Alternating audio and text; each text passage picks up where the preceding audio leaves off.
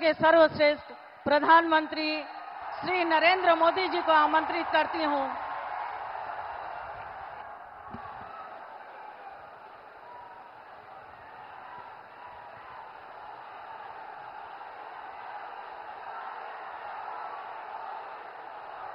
भारत माता की, भारत माता की, भारत माता की। गुरु विश्वामित्र और मां गंगा की पावन धरती बक्सर पर हम अपने सब परिवार के लोगन के प्रणाम करता ने बक्सर के हमरे परिवार का ही जोश हमार उत्साह बढ़ा देत हो।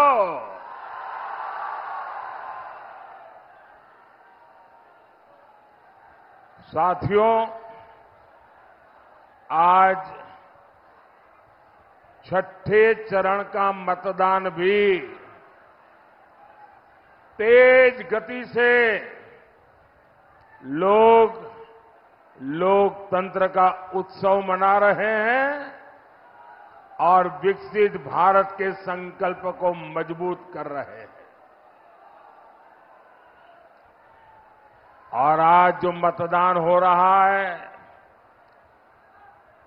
इंडी गठबंधन के गुब्बारे की सारी हवा निकल चुकी है। भाई ये जरा एसपी वाले बेटी बढ़िया फोटो बना के लाई है। छोटी सी गुड़िया, कब से उसके हाथ दुखते होंगे, ऐसे ही हाथ खड़े कर रहे कैसे। अरे भाई आप मत लीजिए, उस बच्ची को दीजिए। अब तक आपको मैनेजरी करने का मन नहीं कर गया। वो बच्ची बेचारी घंटे भर से हाथ ऐसे करके खड़ी है। जरा एसपी जी लोग जाकर के ले लें उनसे।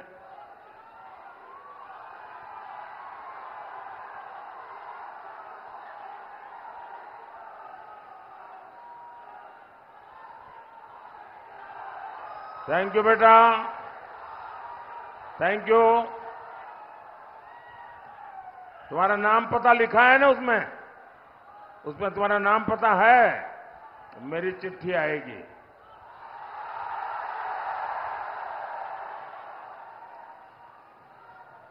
साथियों,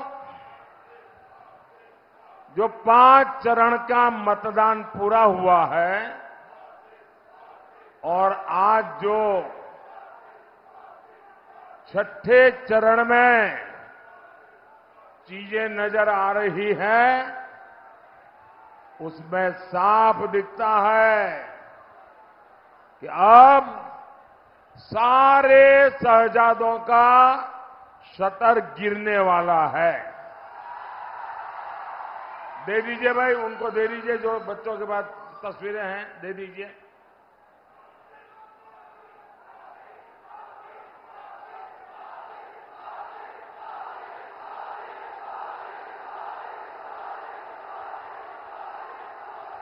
बिहार के शहजादे अब आराम से जमानत अमानत, जमानत अमानत उसका काम देखेंगे। कांग्रेस के शहजादे ने भी छुट्टियों की तैयारी शुरू कर दी है और एक यूपी के शहजादे भी हैं आपके बगल में। यूपी के शहजादे के तो शायद सदमा लग गया होगा और कल कह रहे थे कि बनारस में मोदी चुनाव हारने वाला है। अरे आप हंस क्यों रहे हो भाई? ये वो बोल रहे थे। इतना ही नहीं, वो इन्होंने ये भी कह दिया कि यूपी में 80 की 80 सीटें इंडी गठबंधन जीत रहा है। और जो सुन रहे हैं उनकी पार्टी के लोग वो भी हंस रहे थे।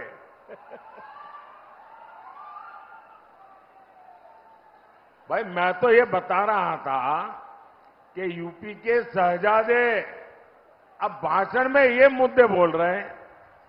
अब पता नहीं बार बार साइकिल पंक्चर होने का सदमा है या कांग्रेस वाले शहजादे की संगत का असर है।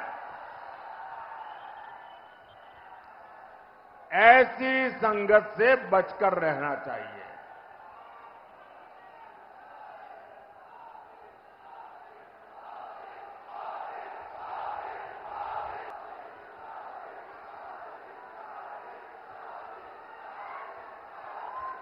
दो 2024 के लोकसभा के इस चुनाव में वैसे ही इनकी गपोड़बाजी खुल जाने वाली है जैसी 22 के असेंबली के चुनाव में हुआ था। बाकी अब ये पक्का हो चुका है। फिर एक बार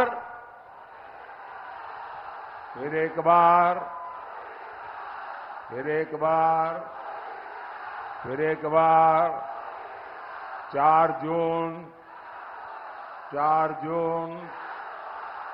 जून देखिए 4 जून को मनेर के लड्डू बटेंगे। हम ठीक कहता नहीं ना साथियों। बक्सर की ये धरती ये प्रभु श्री राम की गुरु भूमि है। आसुरी ताकतें जब यहां आतंक फैला रही थी तब प्रभु राम यज्ञ रक्षा के लिए विश्वामित्र जी के आश्रम आए थे। साथियों आज एक बार फिर विकसित भारत का महायज्ञ चल रहा है। मेरी आप सबसे प्रार्थना है, मैदान छोटा पड़ गया है, वहां बहुत लोग धूप में तप रहे हैं, वो धूप में भी इतने धैर्य के साथ सुन रहे हैं। मैं तो उनकी तपस्या को प्रणाम करता हूं कि इतने धूप में वो खड़े हैं, लेकिन यहां वाले वे आगे आने की कोशिश करते हैं। अब मैदान में आगे आने की जगह नहीं भाई, जहां हो वहां रहो। अब मैं आपके पास आया हूं ना, इससे क्या है, आपका प्यार मुझे खींच के लाया है जी। आप कृपा करके आगे आने की कोशिश मत करो दोस्तों। और आपका जो जोश है ना, 1 तारीख को भी जरूरत पड़ेगी और 4 को भी जरूरत पड़ेगी। बोले जय श्री राम। और साथियों प्रभु राम जब आए, यज्ञ हुए, और आप देख रहे हैं वो कौन सी ताकतें हैं जो राष्ट्र यज्ञ में बाधा डाल रही है।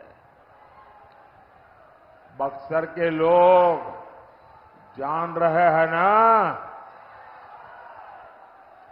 भारत एकजुट होकर विकास की बात करता है, लेकिन कौन विकसित भारत के संकल्प का मजाक उड़ाता है। भारत का दुनिया में सम्मान होता है, लेकिन कौन लोग हैं जो विदेशों में जाकर भारत को गाली देते हैं। भाइयों बहनों, 500 साल बाद अयोध्या में भव्य राम मंदिर बना।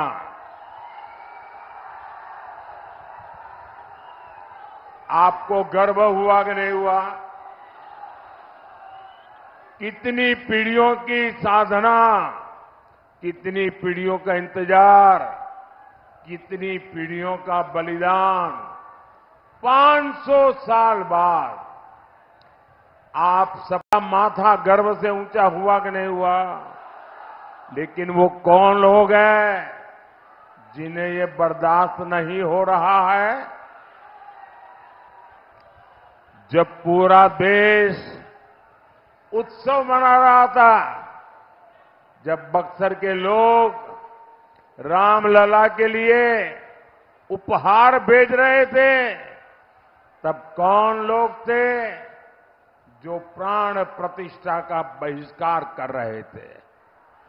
वो कौन लोग हैं जो राम मंदिर को अपवित्र और पाखंड बता रहे हैं? यही कांग्रेस, आरजेडी और इंडी गठबंधन वाले लोग, यही उल्टी चाल वाले हर पवित्र यज्ञ में विघ्न डालने वाले लोग। मैं बक्सर की पुण्य धरती की जनता से पूछता हूं, आप जवाब देंगे ना? आप जवाब देंगे ना? मैं जरा आपसे पूछना चाहता हूं, जिन लोगों ने किया है, ऐसे लोगों को सजा करोगे कि नहीं करोगे? हर पोलिंग बूथ में उनका सफाया करोगे नहीं करोगे? साथियों, देश की जनता जानती है, ये चुनाव प्रधानमंत्री बनाने के लिए है। ये चुनाव देश में मजबूत और स्थिर सरकार चुनने के लिए है। आपने 10 साल तक अपने मोदी को जांचा है, परखा है। आपको मोदी का काम भी पता है, मोदी की नीयत भी पता है। लेकिन दूसरी ओर कौन है? लोग पूछते हैं कि इंडी जमात में प्रधानमंत्री कौन बनेगा? जनता को ये हक है ना जानने का? नहीं है भाई, हक है ना? लेकिन वो जवाब नहीं देते। वो जैसे ही कोई पूछता है भाई तुम्हारा प्रधानमंत्री का कैंडिडेट कौन, तो वहां आपस में ही सील फुटबल हो जाता है। और कांग्रेस देश को अपनी जागीर समझती है। उसे लगता है शाहजादे ही इकलौते वारिस है। लेकिन गठबंधन वाले कह रहे हैं 5 साल में 5 प्रधानमंत्री बनेंगे। जरा सोचिए, 5 साल में 5 प्रधानमंत्री, इतना बड़ा देश ऐसे चल सकता है क्या? बताइए ना, चल सकता है क्या? भ्रष्टाचार इनके संस्कारों में इतना गहरे तक बैठा है, ये देश को भी नोटों की गड्डी के रूप में देखते हैं। ये देश चलाने जा रहे हैं या बैंक लूटने जा रहे हैं, और जो लूट का माल आपस में बांट लेंगे। साथियों, एनडीए सरकार के पास ट्रैक रिकॉर्ड है, भविष्य का विजन है। हमने 4 करोड़ गरीबों को पक्के घर, पीएम आवास दिए हैं। आप एनडीए को वोट देंगे? आप बीजेपी एनडीए को वोट देंगे तो हम और 3 करोड़ गरीबों को घर देंगे। हमने गरीबों को मुफ्त इलाज के लिए आयुष्मान कार्ड दिया है। आप एनडीए को वोट देंगे तो हम 70 वर्ष से अधिक के सभी बुजुर्गों को मुफ्त इलाज देंगे। आप बीजेपी को वोट करेंगे तो हम पीएम सूर्यघर मुफ्त बिजली योजना से आपका बिजली बिल 0 कर देंगे। आप बीजेपी को वोट देंगे तो 3 करोड़ बहनें लखपति दीदी बनेगी। आप बीजेपी को वोट देंगे तो आपको 5 साल तक मुफ्त राशन मिलेगा। आप बीजेपी को वोट देंगे, आतंकवाद और नक्सलवाद मुंह नहीं उठाएगा। ये हम बोलते हैं, ठीक है। ये लोग क्या बोलते हैं, एनडीए वाले क्या बोलते हैं, इंडी की जमानत क्या बोलती है, ये इंडी की जमानत क्या, जो जमात है वो क्या बोलती है, एनडीए वाले क्या बोलते हैं, वो मैंने आपको बताया। अब मैं बताता हूं इंडी वाले क्या बोलते हैं। वो कहते हैं उन्हें वोट चाहिए। क्यों?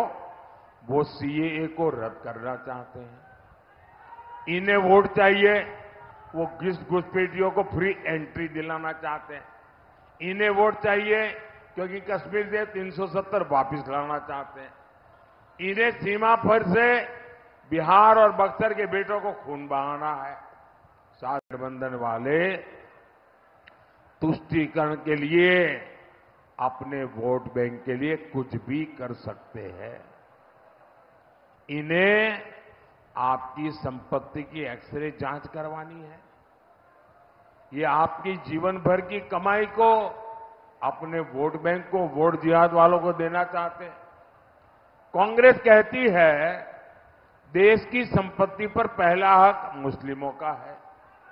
क्या बिहार इन देश विरोधी एजेंडे को वोट कर सकता है कभी? क्या ऐसे लोगों को वोट कर सकता है क्या?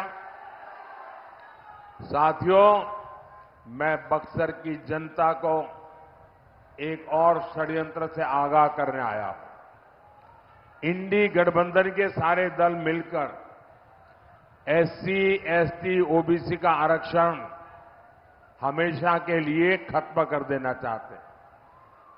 आप खुद देखिए, कांग्रेस ने कर्नाटक में ओबीसी का आरक्षण रातों रात मुसलमानों को दे दिया। मैंने इस पर सवाल उठाया तो आरजेडी ने कहा कि पूरा का पूरा आरक्षण मुसलमानों को ही देना चाहिए। बंगाल में टीएमसी ने मुसलमानों की 77 जातियों को ओबीसी घोषित करके उन ओबीसी का हक मुस्लिमों और घुसपैठियों में बांट दिया। इंडी जमात वालों का इरादा है ये सरकार बनाएंगे और संविधान बदलकर मुस्लिमों को आरक्षण देंगे।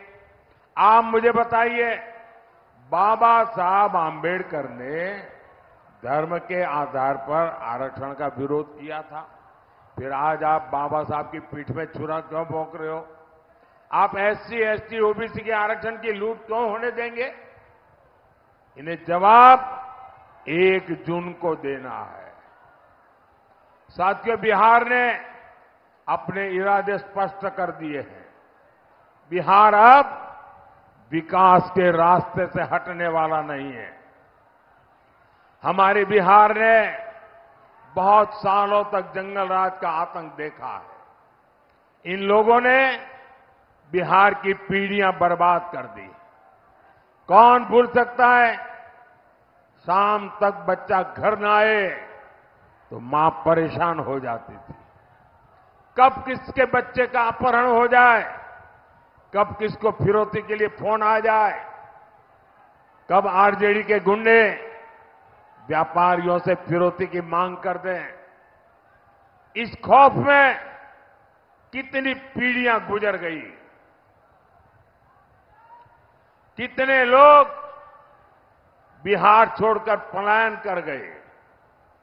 यहां उद्योग बंद हो गए, रोजगार नहीं बचा।